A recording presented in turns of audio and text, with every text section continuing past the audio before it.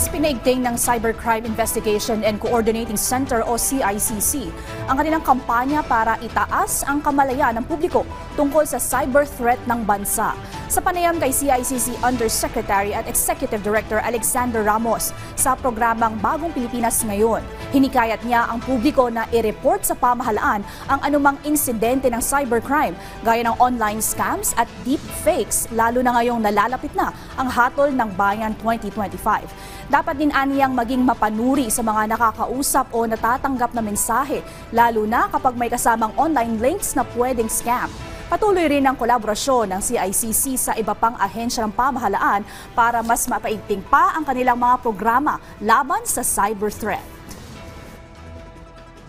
We are in the middle of finalizing our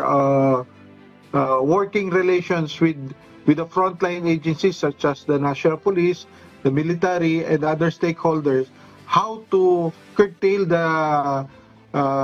paglaganap ng ating mga deepfakes para maayos nating ma-address ito at yung mga kababayan natin, mga budante, ay